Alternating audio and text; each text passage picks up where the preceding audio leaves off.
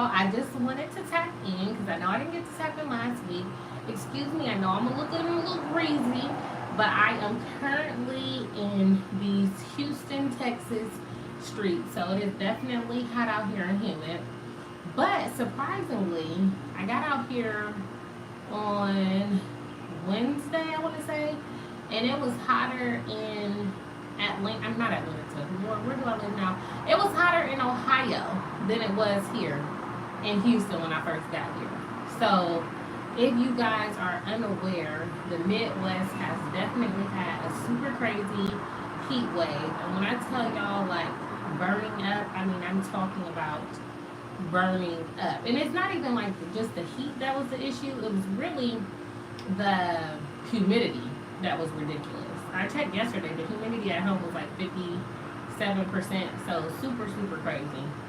And we not set up like that. Like we, it might get a little humid in the summertime, like after a hard rain or something like that. But in real life, we don't have to deal with heat in that type of manner. So, I'm actually happy to be in Houston right now because it's actually not as humid here as it is at home. Like granted, I mean it's Houston, it definitely is humidity, but it is bearable in comparison. So yeah, our electricity, not mine personally, but like a lot of my family members, their electricity was out on, I want to say Tuesday. Some of them was out like Tuesday, Wednesday. All the hotels were booked for people trying to, secure a cool place. Mind y'all, it's been burning up. So there was like a storm, and they said something about like our heat grid basically affecting the power outages. Like they just couldn't keep up with everybody trying to have their air on. So yeah, it's been a lot. It has been a lot, but like here it's like some wind. I don't know how it is at home. Cousin, are you on there? Are you on the line? Somebody just joined. I don't know if it's my cousin or not, but she can speak more to it because she's at home right now.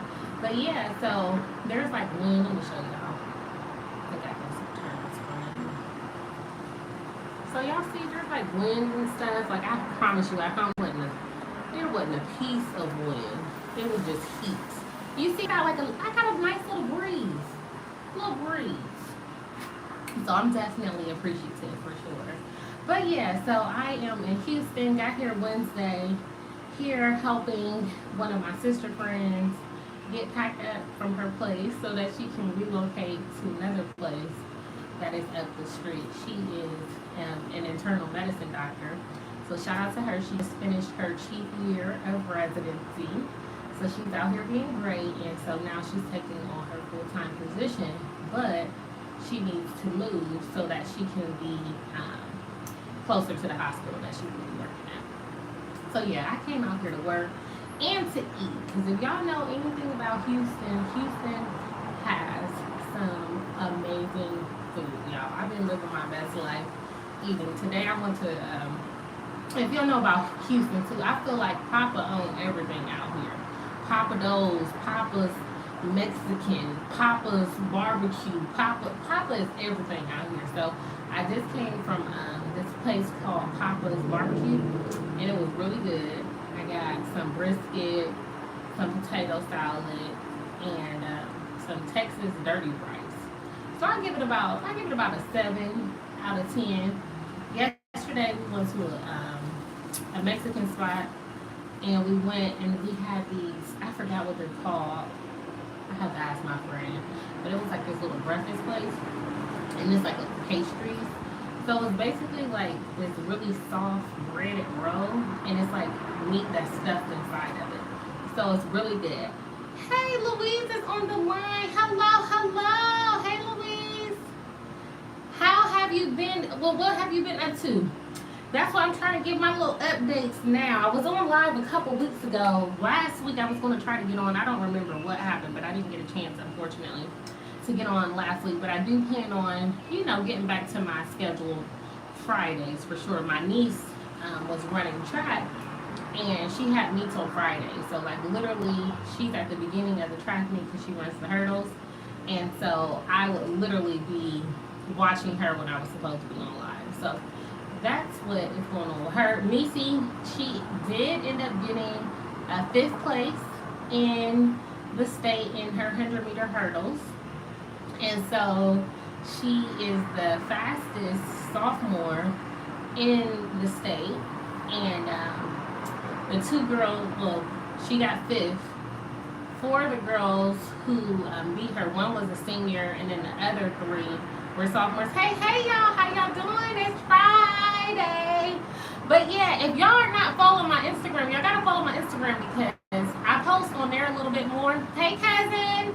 My Instagram is Branded in Purpose, so if y'all kind of want to see me a little bit more, because I'm not always consistent on here, y'all definitely go follow me on Branded in Purpose.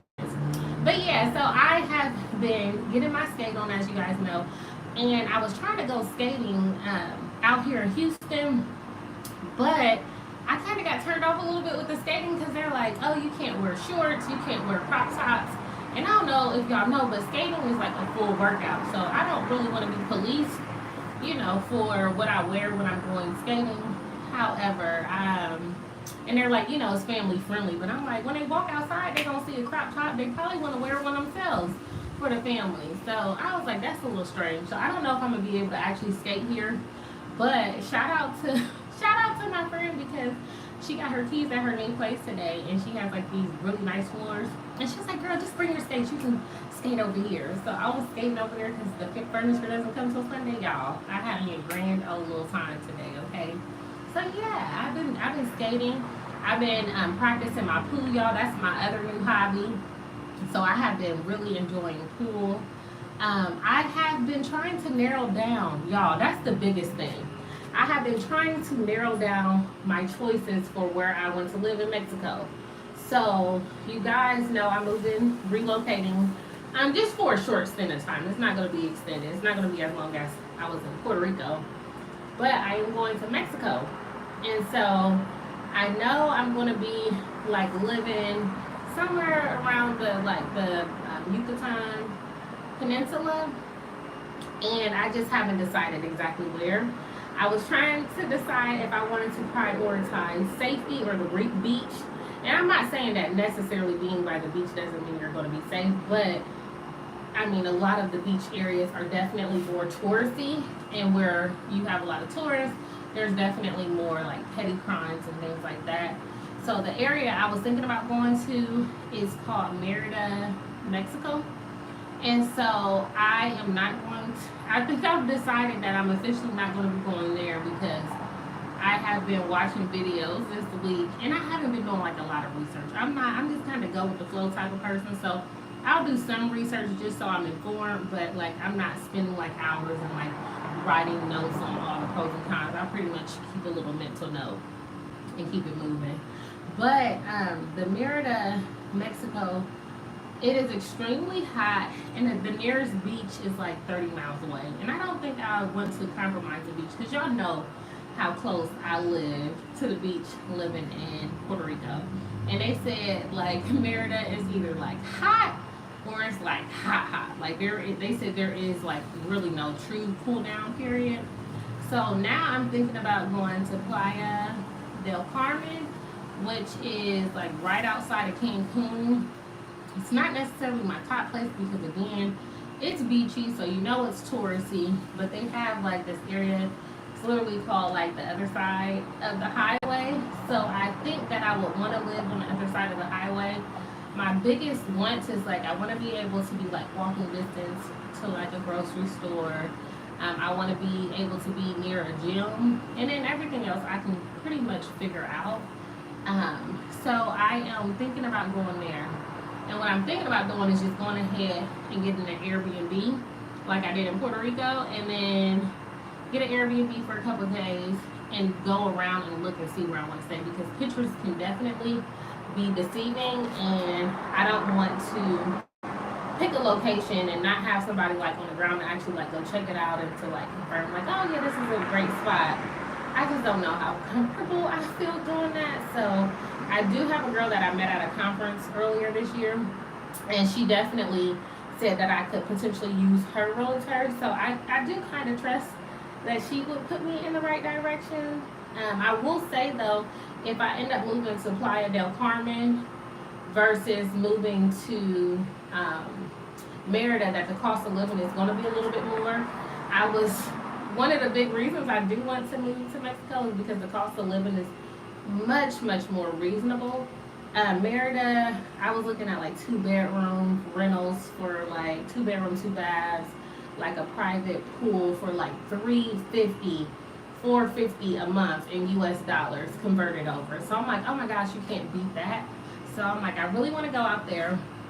One, because of the cost of living. So I'm like, I feel like I'll be able to spend like less money than in the States.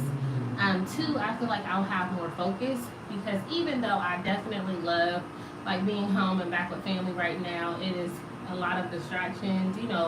My nieces, nephews, god kids, friends, family have events going on, and I'm like, I want to be there. I want to support and things like that. So when I go to Mexico, I'm definitely going to be more secluded.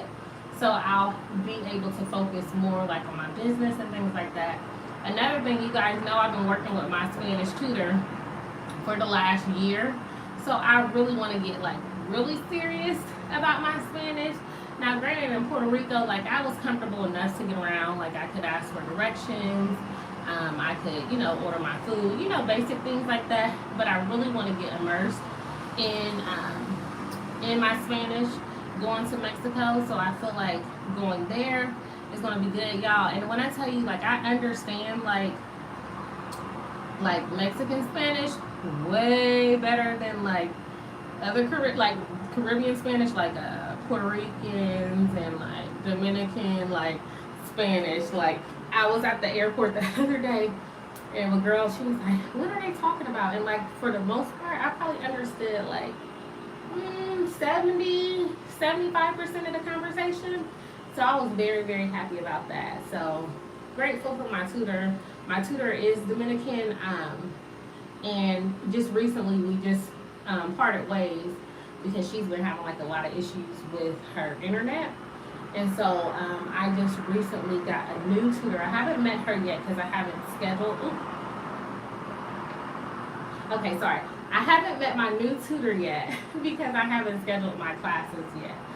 Started scheduling my sessions, but I've already paid for a new tutor, and she is Mexican. I don't know what part of Mexico that she lives in, but I definitely think it would be really good if I have, a native tutor as well, and then hopefully she's at least familiar with the region that I'm going to be in, so she can like give me some tips and maybe like some slang and things like that. My cousin said move to Tulum so I can have cute pics. Oh, you are so silly. I know Tulum is definitely. Well, I feel like everybody went to Tulum like during like the COVID season, and even just these last couple years. Like that's all you see, that little natural, what is it? Little jungle gym type thing. People be out there working out and stuff. Like you see all the pictures all the time. Louise says, sounds so cool. Lots of stuff to think of. No, definitely, for sure. Definitely. So I'm really excited to go. I know I want to be out there for at least 6 months. I'm open to potentially staying longer. I'm also open to potentially coming back a little earlier. It's up in the air. And don't get my sister friend started down here. She is on a mission to get me to Houston. She was like, girl, so like, we were looking at furniture yesterday for her guest bedroom, and she was like, do you like your bed? Like, what? You gotta pick your bed because she moves me to come out here. And Houston is nice, but I can't say that, Houston is gonna be my next location. I'm just saying, we'll have to see. Louise said a little place called Chetumal, Quintanero, I think. It's border with Guatemala. My dad was born there before moving to Jalisco, where he was raised. Oh, nice. I just watched a video, Louise, where there was 2 ladies. One was an older lady and one was a younger lady. They actually lived there, so they were actually given like some input about how it was to live there. So that is definitely one that I have to explore a little bit more. The video, I want to say it had that location. It had people from Merida. It was like a panel of like African American women sharing their experience since they relocated from the States. So it was really good. But that's definitely one of the locations for sure. So I'll have to check it out. Thank you so much. I'm gonna have to look more into it for sure. But I want to say their cost of living was a little bit higher in comparison to what people were saying like in the video, and I was like, ooh, that's a little bit high. I mean, it wasn't bad, but it was a little bit higher than like Merida and stuff. Louise said, I hear it's nice, like beaches and whatnot, but don't know much more. I can ask more, but it's in Mexico. No, definitely. I am taking the feedback now for sure. For sure. I definitely know I want to be like closer to a beach though, for sure. Like I said, I definitely don't want to be in like the touristy part of like town or anything like that, but I want to be able, maybe like a 15-minute commute to like the more like centralized part of like that particular city. But yeah, no, that sounds amazing. Yeah, I'll definitely have to look it up. So Louise, have you been to Mexico? Like, cause I don't know if, like, when's the last time you've been to Mexico, or have you been like recently? Yeah, definitely give me some feedback. But the great thing too is like I really love Mexican food. And it's so funny though, because living in Puerto Rico, a lot of people like was like, oh yeah, like do they have like good tacos and like this and that? I'm like, yo, that is not Puerto Rican cuisine. That is Mexican cuisine. So it's just kind of funny. Like the food is style is definitely different in Mexico compared to Puerto Rico. So I am really looking forward to the cuisine for sure. And everybody, like I said, I think the greatest thing about it too, I've been listening to different like bloggers on YouTube and stuff like that. Everyone is just like, you know, being in Mexico, they feel like so welcomed, and you know, they feel like they're just part of, you know, the culture and like the family, and really trying to get themselves like immersed. So I really love that.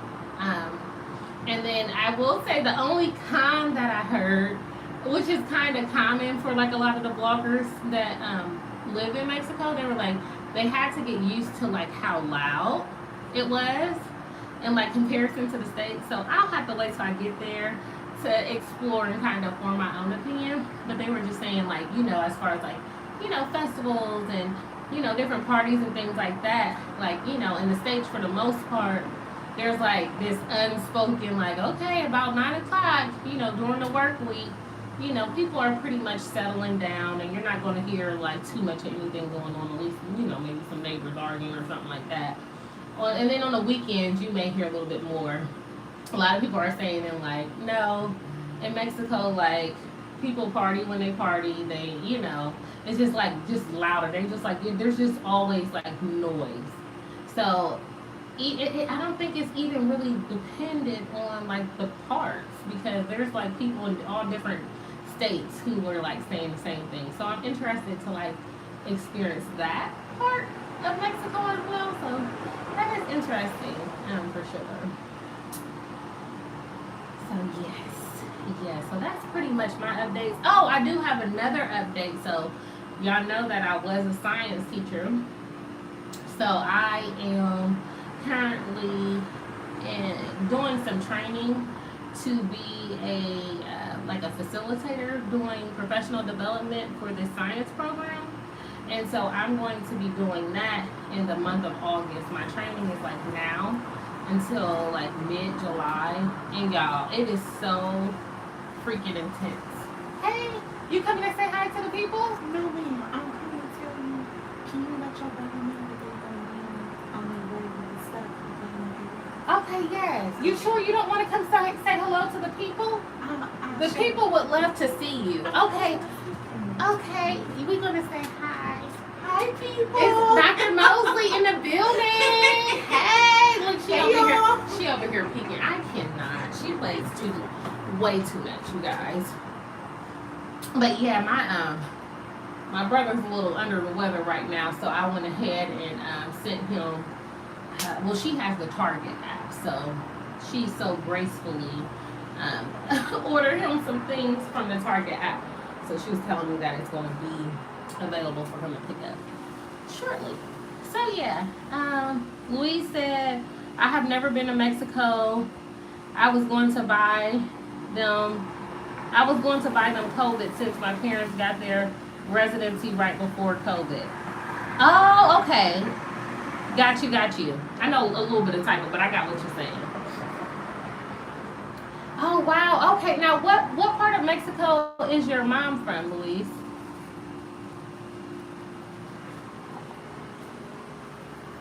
Let's see. Oop, hold on. I know I'll be messing up these chats and stuff. Okay. So yeah, let me know. Let's see. Look at you. You look beautiful. Hello, my love. How are you? Hey, hey, hey. Thank you so much. Louise said was going to go, but COVID. Oh, got you. Yeah, and they did say, like, I know some parts of Mexico was like open, but they did say like other parts like Merida was definitely very much like super strict, like shut down even more than the States. So yes. So yes, give us an update. How are you doing? How are you doing? Oh, you said your mom is from Jalisco too? Okay. A little small town called Tamashkin. Okay, I'm gonna have to look it up though. Definitely have to look it up. Oh, that is so neat. So did they grow up together? Your parents? And hey girl, hey, since you just got on here, I'm just giving them an update because I'm going to be relocating to Mexico. Just for, I'm calling it my little small sabbatical. So I'm going the end of August. So I am just now starting to do a little bit of research, not a lot, but the place that I just knew I was going to be living in, I have decided that it is not on the top of my list. Also, I'm visiting in Houston right now. So that's why I'm all hot and looking real glossy right now because of the humidity.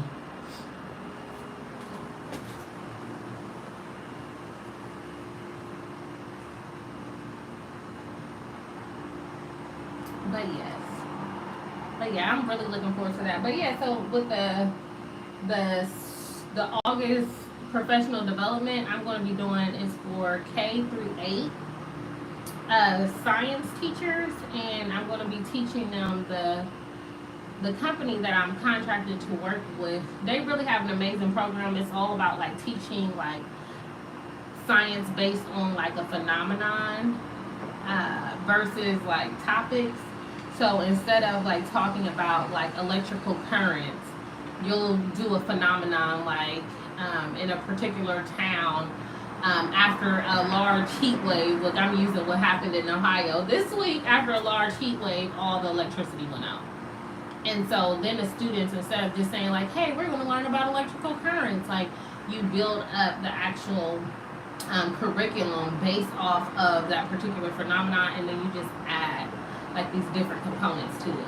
And then students, they're either in the role of like an engineer, like electrician, a medical student. I know one of the units for like the 6th graders, they're working on like metabolism. And instead of just saying, hey, we're going to learn about metabolism, it's like, hey, there is a 16-year-old young girl came into the hospital and she's complaining of weakness and lack of energy and XYZ, and it's like, hey, you're going to be in the role of a medical student, and you're essentially going to try to figure out what is going on with like this teenager.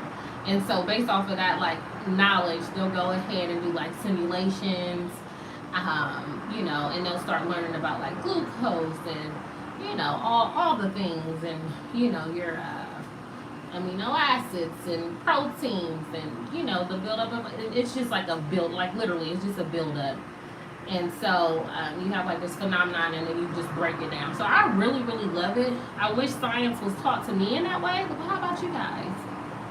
Like, do y'all, do you guys think it's better to learn science based off of the topics, or, if it was framed in a way of like a phenomenon and just kind of building on that? Because I think it's really, really good. So I'm excited to be teaching it, the program. I'm still learning the program now because I'm in my training, but I'm definitely excited to be teaching it to the teachers for sure. But y'all, it's a lot of work. I really just thought I was going to be able, to be honest, I thought I was going to be able to just skim through it, be done with it, and I was definitely enlightened that that is not the way at all.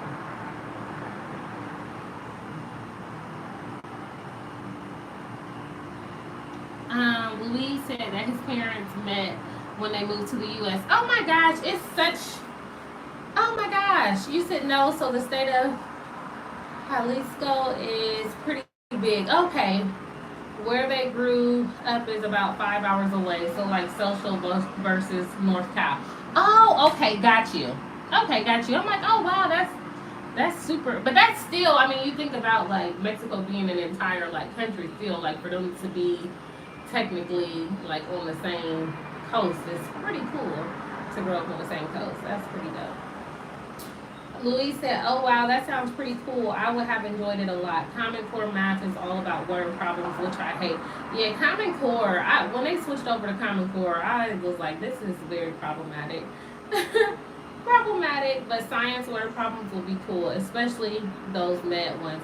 Oh, for sure, and it's so cool. So like, even like starting the unit that I was telling y'all about with the metabolism, they actually have like a scene. They recorded a scene with like this student and the teenager. She's like, it's like they're in a hospital and she's like laying in a bed and it's like these med students are around the bed and like the doctors around the bed and they're like asking her questions and they're like, oh, okay, what's been going on. And so like you play a part of the video and then the students are like supposed to play the role as well as like the medical students. So the students are like chiming in and they're asking their questions and things like that. So I think it's really good because it really gets the students really involved and really excited. Hey, gets the students really excited about learning about the different topics. Because a lot of times, especially with science, it's just like, well, any subject, it's like, why am I learning this? So like if you don't have that application piece, and especially if you really don't start with the application piece, a lot of it just goes over the kids' heads. Like they're like, why do I need to know this? So I really, really love it. And I know it took a lot of time for them to develop this curriculum. And actually, the curriculum comes out of, I want to say, I don't know if it's UC Davis. I want to say is part of the, like, I can't think of the name of the actual, the company. But I want to say it's out of UC Davis. But it's really, really good. Especially math. The students are like, why do I need to know this? And the word problems are not the way. But they do have, my company, they do have like the phenomenon based as well, I want to say, for math. So I don't know how that will work. Actually, I haven't seen the math like curriculum, but I'm interested to explore the math part to see kind of how they infuse it and make it more interesting for the kids. Because even though I love math, I just like the number aspect of it. Like, I'm never going to use half of this, ever. Louise said, oh, wow, that would be so cool if students got exposed to psychology in this way. Like applied psych or social work kind of topics. Don't think they're too young to learn this. I think that would be absolutely amazing as well. And like I said, you just literally start with like something that's applicable to them in like the real world, or like a real world scenario where students can be like, oh man, especially like I said, for us it's crazy in the curriculum they're talking about like power outages, and we literally just experienced a big one this week at home. So yeah, I think it's all about like relatability for real for the kids. And our curriculum is cool because it starts off in like kindergarten. And so like you're introducing kids to like being able to like collect evidence and to be able to, form these hypotheses and or hypotheses, and then be able to go back and like explore and like add to that. So it's like they're truly doing science and like seeing it in a real way. So like I'm like, dang, I wish I would have did more, phenomenon based. I did infuse some phenomenon based, but I just don't feel like I necessarily had all the skills to do it. But I'm like, and it's so crazy because every time I learn more, I almost want to go back into the classroom so that I can infuse like my knowledge to the students. I'm like, oh my goodness, just like even after med school, like my intention wasn't necessarily to become a teacher again, but I was like so excited because I'm like, man, I learned so many like different cool things like team-based learning and things like that in med school that I'm like, I definitely want to be able to go back and infuse this with my students. So Louise said, especially for kids in underserved communities, learning about things that may be super relevant to them, for sure. They feel less marginalized, but also inspired to take ownership and make change.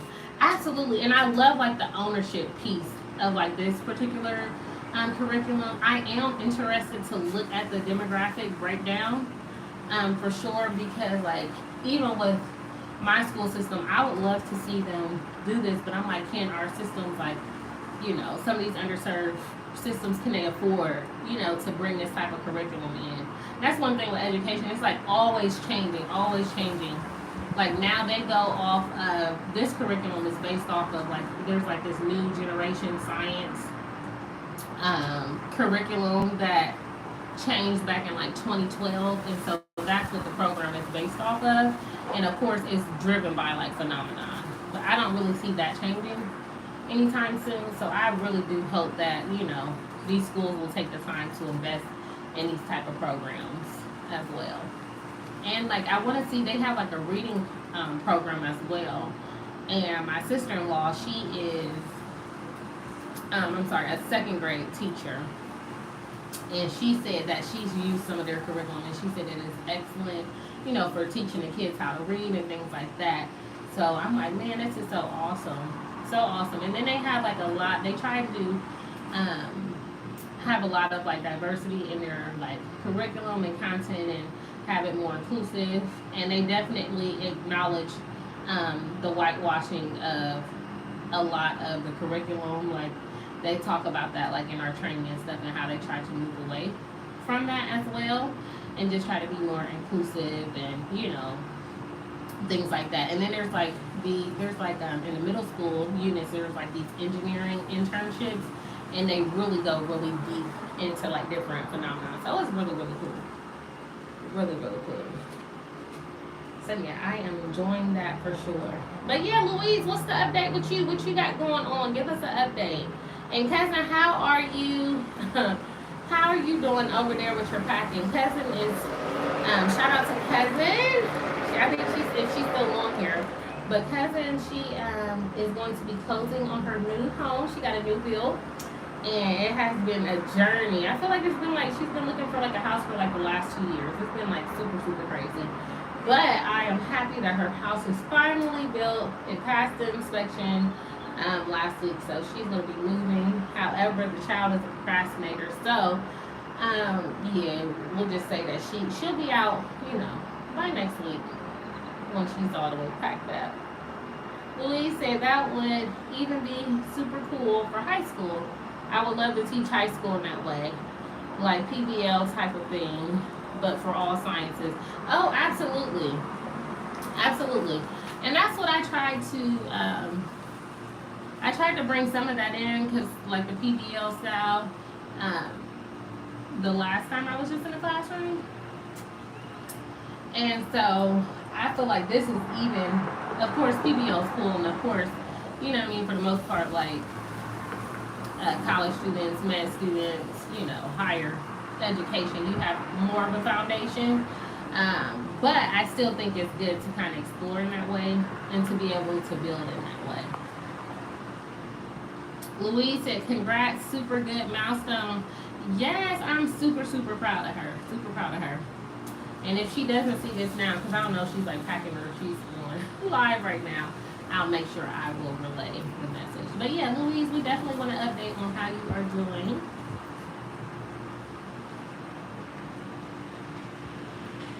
And then who else is on here? I don't know if Cousin is on here still. Let's see.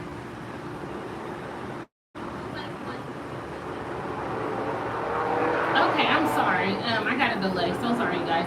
But Louise said I am going into last year undergrad. Whoop whoop. Oh my goodness. We've been rocking out for years now. This is so crazy. I have super cool opportunity for research, coordinating a study, looking at trauma symptoms in parents of NICU kids and interventions and whatnot. Oh, I love that. That sounds amazing. Louise, have you been able to get published yet? Or are you working on any publications right now? Louise said looking at a gap year before grad school. Definitely do it. Do it, do it, do it. It's crazy. We've been talking about adults taking, like not adults because we're all adults, but we've been talking about like professionals taking adult, well I don't want to say adult, what's another? Professional gap years is what people are saying. Because even talking, I know she's in, my friend, she's in there, but we were talking about like how she's been like go, go, go, literally from like, she looked at undergrad and then she ended up doing a post-bac program so that she could get into medical school, and then she ends up going to medical school, so that's 4 years, and then another 4 years, and then she ends up going into a residency program, which her internal medicine residency program, 3 years, and then she came back for an additional year to do a chief year of residency. So it's like been go, go, go, go, go, and then now she's getting ready to be, you know, working full time as an ICU nocturnist doctor, hospitalist. Okay, so we were just saying like, wow, like at some point we're gonna need some type of break, you know. And so now she's kind of on. She does have like almost 2 months of rest before she goes back into it. But she was just saying like how your brain just still never stops. Like it's always you always feel like you have to keep going, and like you have to know more, and like always be like doing more and things like that, you know, to stay on top of your game. So it's interesting. I definitely encourage people to take a gap year. One thing I wish I would have done, especially for undergrad, I wish I would have actually tried to like study abroad. But I was like such a pressed Deanna. I was super pressed. I'm like, oh my gosh, I just have to finish up college. Like I just didn't want to be there any extra time that I needed to be there. But you know what they say, hindsight is 20/20. I think that's the phrase. If I knew then what I know now, I definitely would have made some different decisions in regards to like my education and just taking more risk for sure. And so that's why now I'm just out here trying to live my best life, because I definitely had like this timeline in my mind, and clearly, as y'all know, my journey, timelines, and you know, telling God what you have planned, He definitely will laugh at you for sure. Louise said, I haven't been published yet, but this study I'm hoping will be. I'm hopeful for the study. I got to present at my school's research symposium in May, but hoping to publish. Oh no, that is awesome. And definitely try to get you some more opportunities to be presenting as well. I know there's like, I used to be trying to get some dollars at these symposiums because I was always trying to present. And then my school, they would fly us all over the country to present. I had some amazing experiences from working in the lab and in undergrad. So definitely take up those experiences for sure. Louise said, discovered attachment theory. Ooh, yes, love it. As a field of psychology and thinking about pursuing this as a PhD field and how it applies to health. I love it. Attachment theory is phenomenal. And you know what? We're going to have a whole, I'll probably do that on another live, because I love psychology and sociology. They are amazing fields. And it's crazy though how a lot of times, you know, when I think about science, I always tell people who's like, oh, I don't really get in science and science. I'm like, science is just a way for us to be able to explain like different phenomena. Like things would still be even if it didn't have a name to it. Like I said, like we don't necessarily have to, have an equation for gravity to be. Like some things just are. We don't have to know like what acceleration is and the equation for acceleration to be. So I love that like science is like this component of like just being and just a way for us to explain things, and that's why I love psychology as well, because it just gives us like the language, to be able to communicate and explain different phenomena that at the end of the day would just be regardless if we called it, what we call it or not. But yeah, so I'm pursuing this as PhD field and how it applies to health, dismissive attachment, and psychobiological divergence. Oh, Louise, I am all into this. All into this. You gotta let me know, like, are you following any, like, really cool, like, psychologists or anything on Instagram? Because if not, I will definitely DM you a few that talk about, like, some of these attachment theories. Some of them are like relationship, like they focus on relationships, different psychologists and like coaches and things. And I'm like, oh man, this is some great information. I've been seeing a lot of talk recently. I've never heard it as much now as like adults reparenting themselves. I feel like that is like getting really popular, as well as like talking about like the attachment theories. Not lots of research on this, and I think it's needed since attachment is super important. So I become passionate about this research and clinical area. I love this for you, Louise. I love this. Who would have known? Okay, like coming into undergrad, like would you have even thought that you would be where you are today? Like I love this. Even these last couple of years, like us being able to like follow you on your journey and all of your thousands of classes you have taken as a double major. Like this is so good seeing you, getting clear on your purpose and what you're going to be doing next. I love it. Louise said, I'm currently working with a super knowledgeable attachment theorist and child psychologist, so she's mentoring me and I've been blessed to study under her direction. That is phenomenal. I love it. I love it. It's so good. So good. But yeah, no, I could definitely talk about this stuff all day long. Like psychology is freaking phenomenal. And then every time I learn like new things, I'm like, oh my gosh. Like again, like when you just have like extra language to be able to articulate yourself and to really just have a lens to be able to see people through in a better light. Which is why I love the Enneagram, y'all. Y'all know I did my little videos last year. I said I'm thinking about once I get out to Mexico, since I'll have more time, I'm thinking about like really delving into like the Enneagram from like different perspectives, from like leadership perspective, from like friendship and relationship perspective, from like I'm trying to think what else I've been talking about. Oh, from like business. I don't know if I said business, but if I did, from business perspective for sure.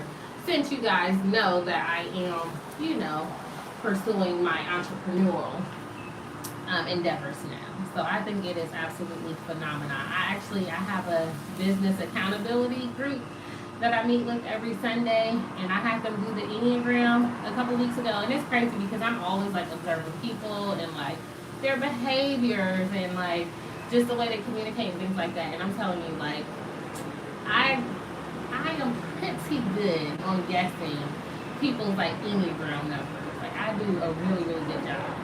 And so I had my friends take it the other day, and they were like, their minds were blown.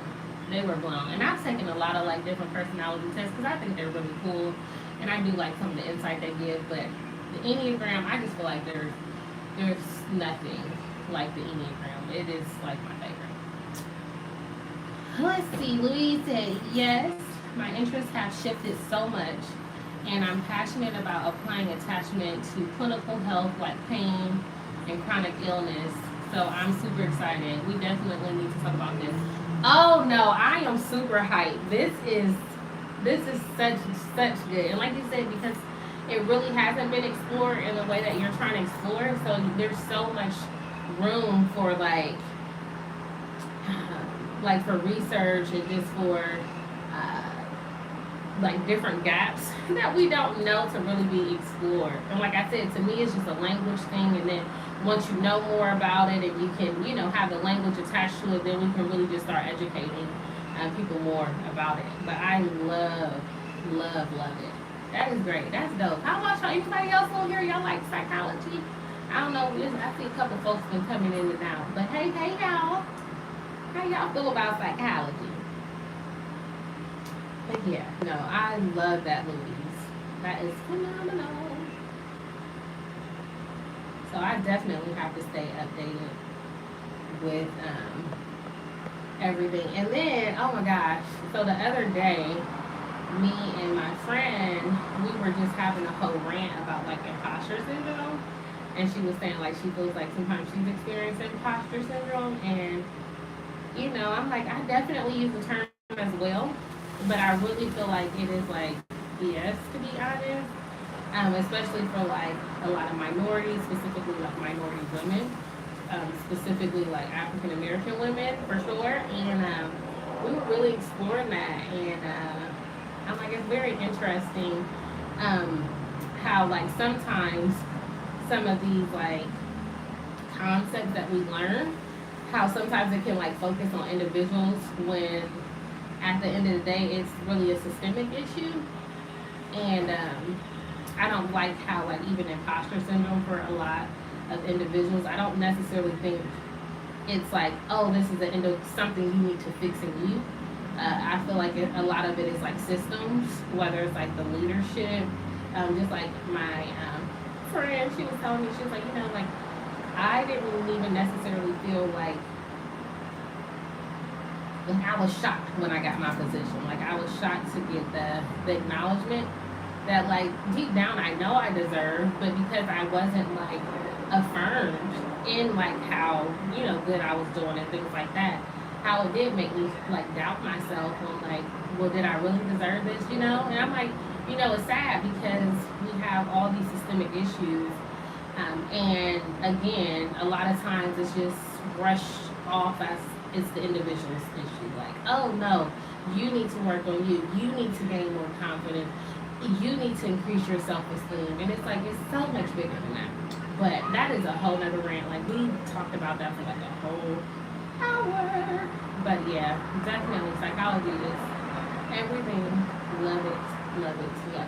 And y'all know I was actually going to be, if I would have been able to continue my medical degree, I wanted to be a psychiatrist. And I wanted to focus specifically on PTSD and inner city youth, because a lot of times they talk about it from the realm of veterans and things like that, but I'm like, a lot of our inner city youth, they experience trauma and they have to keep on going back to that same environment day after day after day. So that is definitely something I'm still interested in. Not sure how I plan to still kind of attack some of those issues without it being as like scholarly, I guess. You know what I mean? But it's something that I really love and something that I'm very interested in. But y'all, I ain't trying to go back to school. I'm going back to y'all. Louise said, it's definitely a thing about us growing up to not expect greatness, but rather bare minimum. Like me thinking, how do I deserve this? Definitely agree. Absolutely. And like I said, it doesn't help that we have a system that's not created for, a lot of us minorities to flourish and to feel welcome and to know like their presence and their contribution is not only important, but it's necessary. Like diversity and inclusion now, I feel like it's almost like a tagline, like, like let us get this extra grant money.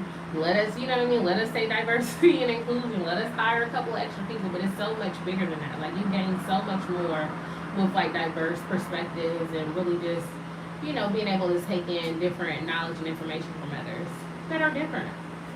So yeah, absolutely. But okay, you guys. Well, I am actually about to be hopping off here. I just wanted to check in for a little bit. I'm about to hop off. I am still helping my friend pack, so I'm going to pack, and then, of course, it's going to be time to eat briefly.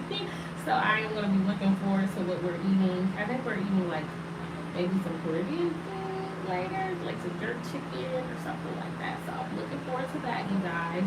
But I will definitely be checking in next Friday, and I hope you guys have a very, very blessed weekend. All right, I will talk to you guys soon. Bye.